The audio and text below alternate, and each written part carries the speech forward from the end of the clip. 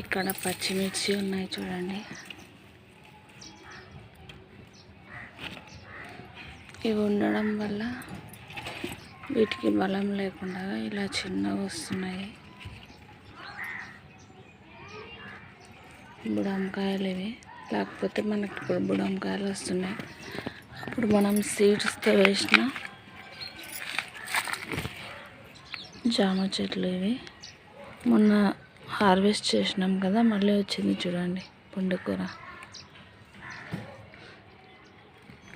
ఇట్లా మిర్చిది ఒకవేళ పోయినా కూడా ఎక్కడన్నా ఒకసారి నాటినామంటే మళ్ళీ ఇవి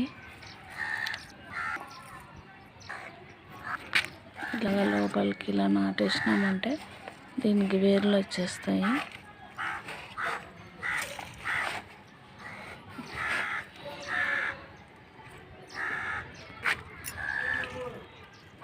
చూడండి పిందెలు ఎంత బాగున్నాయో. ఇవన్నీ బాగా పెరిగి పెద్దగా అవుతుండే. ఇప్పుడు మనం అవన్నీ తీసినాం కదా, ఇప్పుడు పెరుగుతాయి ఇవి. మన గోరింటాకు చూడండి, ఇవన్నీ లాగేద్దాం ఇప్పుడు.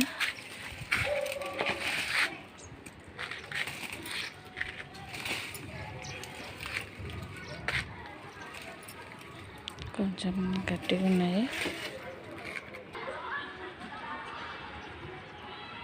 తమ్మకాయ కూడా చిన్నగా వస్తున్నాయి. ఇవి తీసుకోవాలి ఈరోజు రేపు చూసి. ఇక్కడ కూడా ఉన్నాయి, అన్నీ తీసేస్తాను. మళ్ళీ కావాలంటే మనం వేసుకోవచ్చు. ఇంకా వీటిని ఉంచి కూడా ప్రయోజనం లేదు, రావడం లేదు మనకి.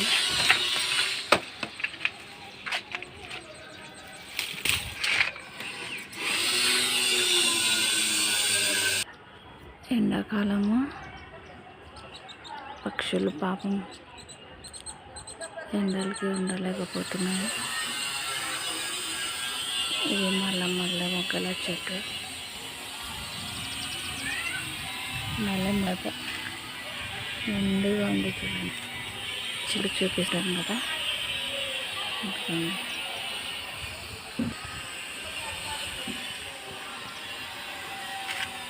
అక్కడ కనిపిస్తుంది చూడండి మీకు తమ్మకాయ.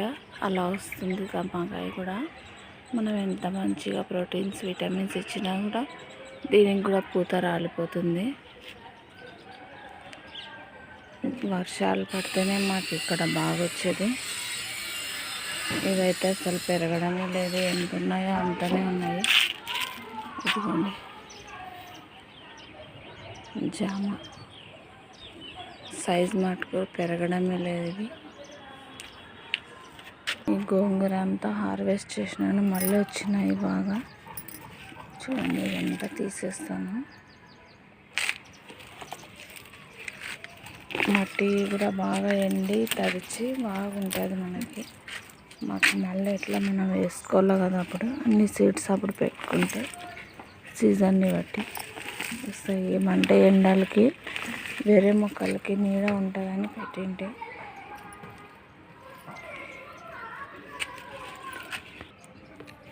తప్పడం లేదు, అన్నీ తీసేయాల్సిందే ఇప్పుడు. చూడండి ఎంత లావుంది, అది కాండం అయిపోయింది.